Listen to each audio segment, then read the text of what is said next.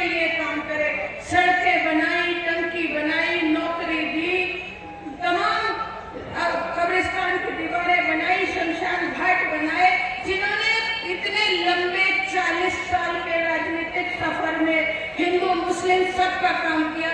अरे रामपुर में गांधी धाम बनाया, गांधी धाम, और उस आजम खां को आज जेल में डाला हुआ है आज की सरकार ने।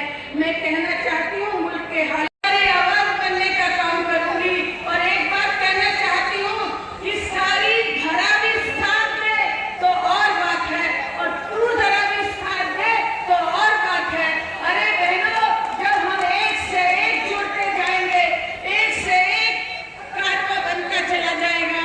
मैं आप लोगों से कहना चाहती हूँ कि सब लोग पूरी 5 विधानसभाओं में घूम रही हूँ।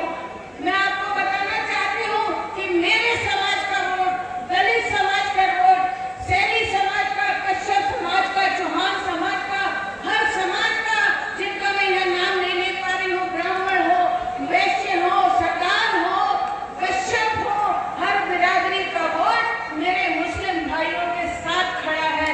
नाम बिल्कुल एक तरफा है। और ये भी बताना चाहती हूँ, यहाँ भेड़िया सुन रही हूँ मैं, गाँव में सताया गया है लोगों को, लोगों के झूठे मुकदमे लिखवाए गए हैं, लोगों की ना मेरे इन दलित भाइयों के लिए अच्छे हैं, इनकी नीयत साफ नहीं है, इनकी मंशा साफ नहीं है। हमें और समाजवादी के कार्यकर्ताओं को मिलकर, कांग्रेस के कार्यकर्ताओं को मिलकर, सबको साथ मिलकर मुकाबला करना है। अरे इस मुल्क में ये नौबत आ गई कि आज दो चीफ मिनिस्टर जेल के अंदर है, दोनों चीफ मिनिस्टर।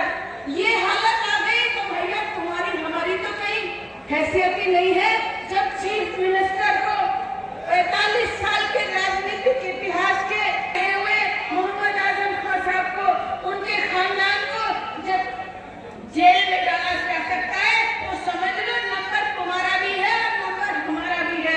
अगर हमने सही फैसला नहीं किया, अगर हमने अपने संविधान को बचाने के लिए, अगर हमने अपनी जमहूरियत को, प्रजातंत्र को बचाने के लिए, अगर हमने अपने भाईचारे को बचाने के लिए अगर संजीदगी से, गंभीरता से वोट डालने का काम नहीं किया, तो आने वाला वक्त हमारे बच्चों का मुस्तकबिल खतरे में है। मैं ये बताना चाहती हूँ, मैं आपसे कहना चाहती हूँ कि भाई मैं अपने बारे में भी थोड़ा सा तारुफ बताना चाहती हूँ कि भाई मैं यहीं पैदा हुई, यहीं पढ़ी लिखी, और मैं विधायक भी रही, जिला पंचायत की अध्यक्ष भी रही, मेरे शौहर भी जिला पंचायत के अध्यक्ष रहे, मेरे ससुर कई बार विधायक रहे, मंत्री रहे। लेकिन बताने की जो खास बात है, वही मैं एक सियासी घराने की बहू हूँ, लेकिन जो खास बात है वो ये है कि मेरे परिवार ने, मेरे खानदान ने हिंदू और मुस्लिम को अलग अलग नजर से देखने का काम नहीं किया, एक नजर से देखने का काम किया है। उसी रवायत, उसी परंपरा को लेके मैं आप लोगों के बीच में हूँ। मैं आपको बताना चाहती हूँ कि 15 दिन में इतना भारी मोहब्बत, इतना समर्थन, इतना अपार जन समूह, हिंदू, मुस्लिम, सिख, ईसाई, मेरी बहनें, मेरी माएं, इतनी दुआएं, इतना आशीर्वाद, और इस तरीके से जोश के साथ मेरे साथ लगे हुए हैं। मैं उनका दिल की गहराइयों से शुक्रिया अदा करना चाहती हूँ, और कहना चाहती हूँ अपनी बहनों से, पहली बार कोई महिला उम्मीदवार है सांसद के लिए, सांसद प्रत्याशी पहली बार कोई महिला है। मैं अपनी बहनों से कहना चाहती हूँ, अरे हम देश की आधी आबादी हैं, हम महिलाओं को जब भी कोई जिम्मेदारी दी गई है, वो किसी भी फील्ड में हो, चाहे स्पोर्ट्स में हो, चाहे राजनीति में हो, चाहे एजुकेशन में हो, मेडिकल में हो, किसी भी एरोनॉटिक हो, किसी भी फील्ड में अगर महिला को जिम्मेदारी दी गई है तो उसने अपने आप को साबित किया है, काम किया है, और बहुत अच्छे से अच्छा काम करके दिखाया है। अरे मैं अपनी बहनों से कहना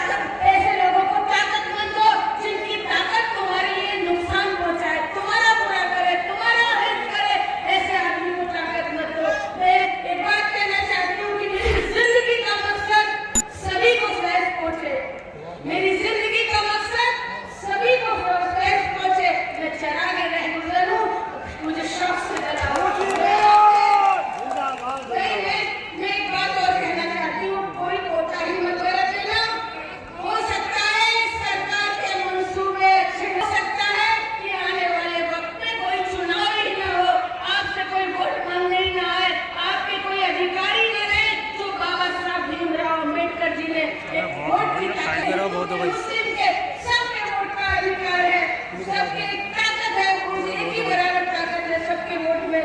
मैं कहना चाहती हूँ अपने वोट का इस्तेमाल कर लो और इंसान को हाथ फेंकने का काम करो, हाथ उठा के बता दो कि मेरा साथ दोगे या नहीं दोगे। मैं बहुत शुक्रगुजार हूँ मुरादाबाद वालों की।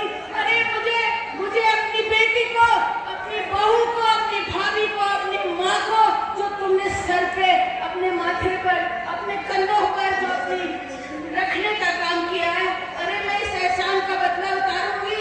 मैं आप लोगों के बीच में रहूंगी, आपके सुख दुख में शामिल रहूंगी, शाना बुशाना आपकी लड़ाई लड़ने का काम करूंगी। बस मुतमईन होकर जाओ, एक बार होकर जाओ। 19 तारीख को साइकिल के सामने वाला बटन लाइन दबाकर, लाइन लगाकर बटन दबाने का काम करना। मुझे भरोसा है, मुझे यकीन है तुम्हारे ऊपर। अरे तुम वो कौम हो, तुम वो लोग हो जो भूखे पेट रहकर, तुम फाके से रहकर पेट में पत्थर मार के जिहाद करने का काम करते हो भाई बहनों से। अरे मेरे मुसर ऊपर वाले से हाथ जोड़ के हाथ लगा के कमजोर लोग कम मुझसे काम ले ले। ऊपर वाला ने मुरादाबाद के कमजोर लोगों के साथ खड़े हो जाओ। ऊपर वाले से एक बार जोर से नारा लगा दो कि अखिलेश यादव जिंदाबाद, राहुल गांधी जिंदाबाद, बटन दबेगा, बटन दबेगा, बटन दबेगा। शुक्रिया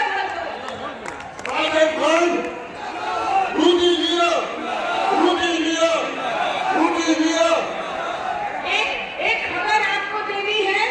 मौसम खराब होने की वजह से हमारे राष्ट्रीय अध्यक्ष अखिलेश यादव जी का हवाई जहाज बरेली नहीं उतर सका और 17 तारीख को दोपहर में 11 बजे अखिलेश यादव जी आपके बीच में आएंगे। हमारी हौसला अफजाई कर देना, मेरे नेता को सुनने आ जाना और इंडिया गठबंधन को, इस इंडिया गठबंधन की साइकिल को, समाजवादी की साइकिल को इतनी तेज दौड़ा देना कि पहले राउंड का इलेक्शन है, मैसेज चला जाए कि साइकिल दौड़ रही है, गठबंधन दौड़ रहा है। बहुत शुक्रिया सबका। आज मुरादाबाद में यही की पैदाइश है, क्या है आपकी यही की पैदाइश है, यही की बहू हूँ, यही की बेटी हूँ, तो आई तो कैसे नहीं हूँ, यही हूँ, यही रहूंगी, यही जीऊंगी और यही मर जाऊंगी। एक बात। दूसरी बात, विकास का मुद्दा है, भाईचारे का मुद्दा है, एक जो है अच्छा वातावरण हमारे युवाओं को मिले, रोजगार का मुद्दा है, अच्छे स्वास्थ्य का, अच्छी पढ़ाई का, यूनिवर्सिटी की जरूरत है। यहाँ एम्स जैसे लेवल के मेडिकल कॉलेज की, हॉस्पिटल की जरूरत है। तो सब सदन में उठाऊंगी। और भाई जब जज्बा होता है, जब इरादा होता है, तो रास्ते भी बनते हैं और काम भी। मैडम आज अखिलेश यादव जी का कार्यक्रम था, किसी कारणवश अखिलेश यादव जी नहीं आ पाए, क्या करें? किसी कारणवश नहीं, सिर्फ बारिश की वजह से, क्योंकि पहले सुबह में तो बारिश 12-1 बजे तक यहाँ रही और उसके बाद बारिश बरेली में भी बहुत भारी बारिश हुई और उनका प्लेन जो है वो लैंड नहीं कर सका है। और वो 17 तारीख को इसी ग्राउंड में 11 बजे आएंगे और सब जनमानस को, सभी अपने कार्यकर्ताओं को, सब में नई ऊर्जा भरने का काम करेंगे, सबको संबोधित करने का काम करेंगे, हमें निर्देशित करने का काम करेंगे और हमारी हौसला अफजाई करेंगे। अच्छा मैडम, आपके द्वारा तो पुलिस प्रशासन पर कई आरोप लगाए गए हैं। बिल्कुल कह रही हूँ मैं, जो हमारी बसें आई उन्हें बॉर्डर पर ही रोक दिया गया। 5-5 किलोमीटर से मेरे जो पार्टी के लोग हैं, कांग्रेस के और हमारी समाजवादी पार्टी के, सब लोग पैदल चल के आए। कुछ तो दुश्वारी बारिश की वजह से हुई, हालांकि हमारे यहाँ बारिश का आना बहुत शुभ माना जाता है और बारिश से व्यवधान होता है, आप भी समझ रहे हैं। और मैं यहाँ आपने खुद देखा होगा कि वो मतलब लोगों को यहाँ से हाथों से भगा रहे थे, तो आप देख सकते हैं कि भाई वो कोई मतलब एक जनता के सेवक है या उनका काम बीजेपी के कार्यकर्ता के रूप में है कि वो यहाँ की भीड़ को हटा दे, कम कर दे। ये देखिए, जब सब चीजों से मुझे भारी लाभ मिल रहा है।